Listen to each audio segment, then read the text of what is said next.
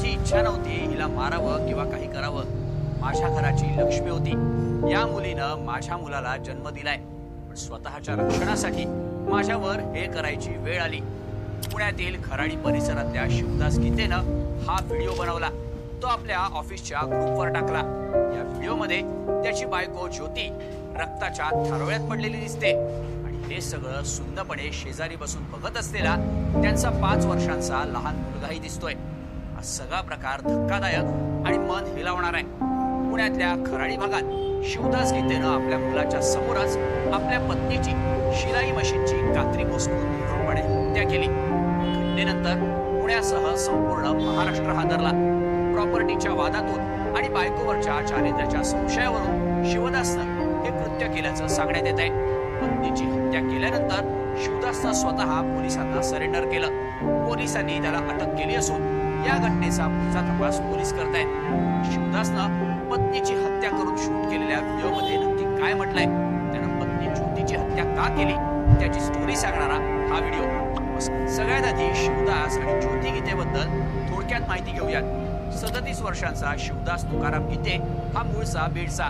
2016 मध्ये त्याचं अहिल्यानगर इथे राहणाऱ्या 27 वर्षांच्या ज्योती सोबत लग्न झालं. शिवदास हा शिवाजीनगर दिवाणी न्यायालयात कॉन्ट्रॅक्ट बेसिसवर स्टेनो म्हणून काम करतो, तर त्याची पत्नी ज्योती ही कपडे शिवण्याचं आणि धुण्या भांड्यांची कामं करायची. हे दोघंही पुण्यातल्या खराडीत असलेल्या चंदननगर परिसरात तुळजाभवानी नगर इथे भाड्यानं राहत होते.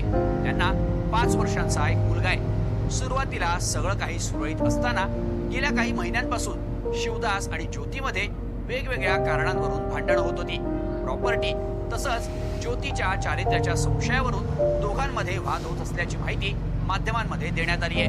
बुधवारी पहाटे 4:30 वाजता याच कारणांवरून शिवदास आणि ज्योतीमध्ये भांडण झालं. तेव्हा घरात शिलाई मशीनवर असलेल्या मोठ्या कात्रीनं शिवदासनं ज्योतीच्या गळ्यावर वार केले आणि आपल्या 5 वर्षांच्या मुलासमोरच तिची निर्घृणपणे हत्या केली. धक्कादायक गोष्ट म्हणजे ज्योतीची हत्या केल्यानंतर शिवदासनं एक व्हिडिओ शूट करून त्यात आपली कबुली दिली आणि ज्योतीसह तिच्या घरच्यांवर गंभीर आरोप केले. हत्येनंतर हा सगळा प्रकार त्यांच्या शेजाऱ्यांच्या लक्षात आला. त्यांनी चंदननगर पोलिसांना याबाबतची माहिती दिली. पोलिसांनी ताबडतोब घटनास्थळी धाव घेऊन ज्योतीला ससून रुग्णालयात दाखल केलं. उपचारांआधीच ज्योतीचा जीव गेला होता. रुग्णालयात डॉक्टरांनी तिला मृत घोषित केलं. मुख्य म्हणजे पत्नीची हत्या केल्यानंतर शिवदासनं स्वतः खराडी पोलीस स्टेशनमध्ये जात आपल्या गुन्ह्याची कबुली दिली. त्यानंतर शिवदासला ताब्यात घेऊन सध्या पोलीस त्याची चौकशी करतायत. आपल्या डोळ्यांसमोर आपल्या आईची आपल्याच वडिलांनी केलेली हत्या बघून त्याचा 5 वर्षांचा मुलगा सध्या मानसिक तणावात असल्याचं पोलिसांकडून सांगितलं जात आहे. या घटनेनंतर पुणे पोलिसांनी पत्रकार परिषद घेऊन या प्रकरणाची माहिती दिली. कौटुंबिक वादातून आणि चारित्र्याच्या संशयावरून शिवदासनं आपली पत्नी ज्योतीची हत्या केली. त्यानंतर त्यानं खराडी पोलीस स्टेशनमध्ये स्वतःच्या गुन्ह्याची कबुली दिली. त्यानंतर पोलिसांनी आरोपी शिवदासला ताब्यात घेतलं असून चंदननगर पोलीस स्टेशनमध्ये शिवदास विरोधात भारतीय न्याय संहितेच्या कलम 103(1) अंतर्गत गुन्हा दाखल करण्यात आलाय. या गुन्ह्याचा पुढील तपास हा सहाय्यक पोलीस निरीक्षक राहुल कोळपे यांच्याकडून केला जातोय. ज्योतीची हत्या केल्यानंतर शिवदासनं व्हिडिओ शूट करून तो आपल्या ऑफिसच्या ग्रुपवर शेअर केला होता. त्यामध्ये त्यानं हत्या करण्यामागचं कारण आणि पश्चाताप व्यक्त केलाय. त्याचा मोबाईल पोलिसांकडून जप्त करण्यात आला असून इतर पुरावेही पोलिसांच्या हाती आलेत. या पती पत्नीमध्ये आधीही वाद झाले होते, पण त्याबद्दल कोणताही गुन्हा पोलीस स्टेशनमध्ये दाखल करण्यात आला नव्हता, असंही पोलिसांकडून पत्रकार परिषदेत स्पष्ट करण्यात आलंय. पण आरोपी शिवदासनं ज्योतीची हत्या करून जो व्हिडिओ शूट केला होता त्यात त्याने नक्की काय म्हटलंय ते आता बघूयात. ही लक्ष्मी होती माझ्यासाठी, पण हिनं मला मारायचा प्रयत्न केला हे मला खूप उशिरा कळलं. तिची लक्षणं बरोबर नव्हती. मी काय करणार, मी पण माणूसच आहे. मला स्वसंरक्षणासाठी हे करावं लागलं. माझी इच्छा नव्हती हिला मारावं किंवा काही करावं म्हणून. हिनं एका मुलाला जन्म दिलाय.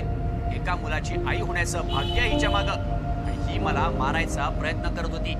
तिचे भाऊ तो पांडुरंग आघाव, शेषराव सानप, माझा मेवणा. त्या पांडुरंग आघावनं खूप शाळा केलेली आहे. आमच्या गावामध्ये एक घर आहे. त्यांनीही मला मारायचा प्रयत्न केलाय. म्हणून मला माझ्या स्वसंरक्षणासाठी मला हिला मारावं लागलं. या पोराच्या भविष्यासाठी मी हे सगळं केलंय. माझा नाईलाज होता. माझ्या समोर कोणता पर्यायच ठेवला नव्हता यांनी. मला हिनं मारून टाकायचा प्रयत्न केला होता. तिनं पुण्यामध्ये माणसंही पेरलेली आहेत. ते सांगतील काय काय खरं आहे ते. मला खरं माहिती आहे की कुठं कुठं साफसफाई करायला आणि भांडी घासायला जात होती. हे लोक काहीतरी नियोजन करत होते म्हणून ही कामावर जात होती असा आरोप शिवदासनं या व्हिडिओमध्ये केलेला आहे. याच व्हिडिओमध्ये त्यानं आपल्या खुर्चीत बसलेल्या लहान मुलाला दाखवत या लेकराचा काय गुन्हा आहे हे एवढंसं वासरू त्यालाही मारायचा विचार केला असेल सांगता येणार नाही. मला हे सगळं नाईलाजास्तव करावं लागलं. नरडं पूर्ण पडलंय माझं. ती शिवदास तुकाराम गीते मला मारायचा प्रयत्न केला हिनं. मला हिला मारायची इच्छा नव्हती. मी वाईट हेतून काहीच केलं नाही. माझा हेतू वाईट नव्हता. मी हिला सांभाळलं असतं. स्वतःच्या रक्षणासाठी मला हे करावं लागलंय. आजवर मी कोणताही गुन्हा केला नाही. या बाईनं मला मजबूर केलं. तो सतीश खेडकर माझा साडू. तिचा बापही गुंड होता. त्यानंही एकनाथवाडी गावात अनेकांना मारून टाकलंय. गुंड प्रवृत्तीची लोक आहेत. कोणीही यांच्या नादी लागत नाही असं सगळं शिवदासनं शूट केलेल्या या व्हिडिओमध्ये सांगितलंय. आता शिवदासनं या व्हिडिओमध्ये केलेले आरोप हे खरे आहेत की खोटे याचाही पोलिसांकडून तपास केला जातोय. पण आपल्या आईची हत्या बघणाऱ्या त्या 5 वर्षांच्या चिमुकल्याच्या डोळ्यातली भीती काळीच हेलावणारी आहे. आपला बाप आपल्या आईची हत्या करून तिचा व्हिडिओ बनवत असताना घाबरलेला हा चिमुकला मोबाईलवर कोण आहे मला दाखव इतकंच म्हणताना दिसतोय. शिवदासनं ज्योतीची हत्या करून आपला राग आणि आपली विकृती दाखवून दिली. पण आईच्या मृत्यूनंतर आणि वडिलांच्या अटकेनंतर आता या 5 वर्षांच्या चिमुरड्याचं काय होणार या प्रश्नाचं उत्तर कोणीही देऊ शकत नाही.